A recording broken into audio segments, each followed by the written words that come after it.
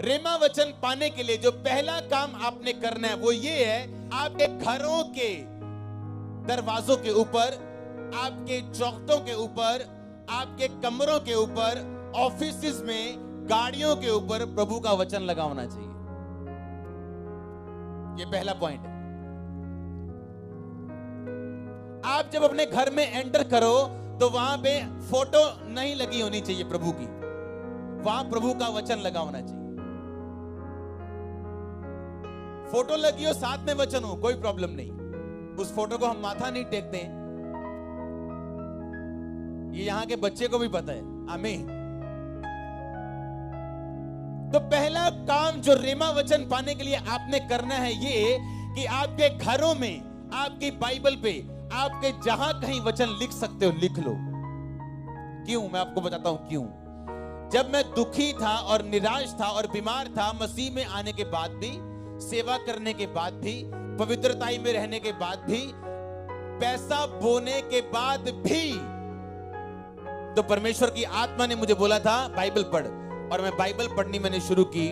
मुझे mentally upset के दौरे पड़ते थे, तो मैं क्या करता, पास्टर से एक तेल की बोतल पे प्रार्थना करवा के मैं अपने टेरिस पे चला जाता। मॉडल टाउन जलंधर में हमारी कोठी थी, और टेरिस पे चला जाता था और अपने सिर को पूरी तरह से तेल से भर के और मैं बाइबल पढ़नी शुरू करता। आज भी मेरी जो बाइबल्स पुरानी हैं उन पे तेल के निशान हैं, आज भी उन पेपर्स पे, आज तक 14 साल बाद भी। मैंने आपको दिखाई भी थी एक संडे तेल के निशान वाली बाइबल।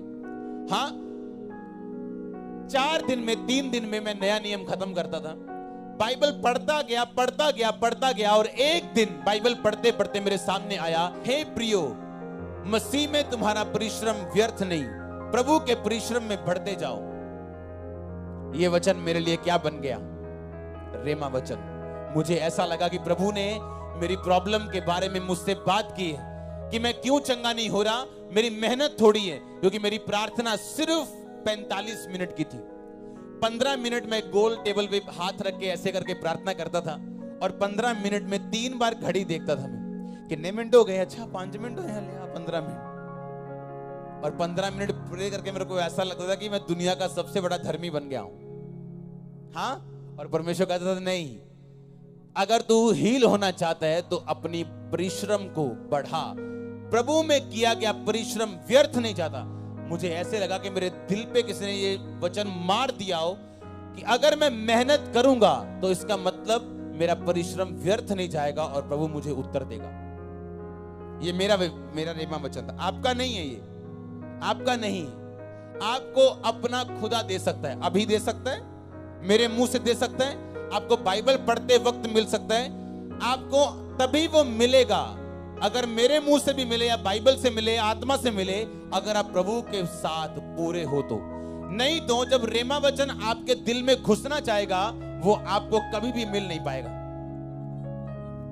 जोर के तारीफ करो, जोर से आमीन। आप समझ रहे कि नहीं? ये मेरा रेमा वर्ड था, आपका नहीं है। अपना रिलेशन बनाओ परमेश्वर से अगर चाहिए तो।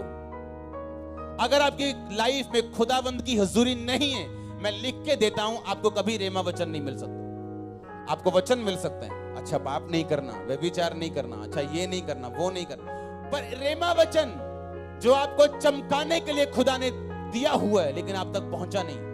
आपको सूर्य की तरह चमकाने के लिए परमेश्वर ने रिलीज किया है, पर आपको मिला नहीं। वो कब मिलता? जब प्रभु की प्रेजेंस आपकी लाइफ में होती।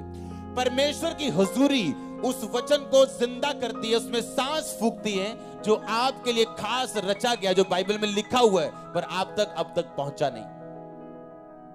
यह फर्क है एक क्रिश्चियन में और एक सफल क्रिश्चियन में। आप 20 साल चर्च जा सकते हो और बिना रेमा वर्ड के क्रिश्चियन हो सकते हो। It is possible.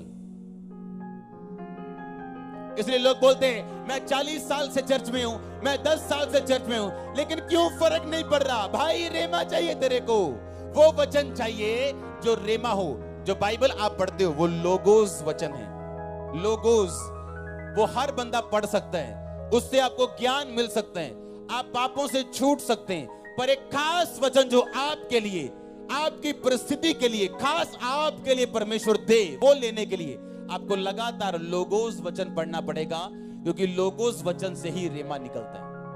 अगर आप लोगोस में नहीं हो, अगर आप बाइबल रीडिंग में नहीं हो, नॉर्मल बाइबल रीडिंग में नहीं हो, आपको रेमा वचन कभी नहीं मिल सकता। हालेलुया।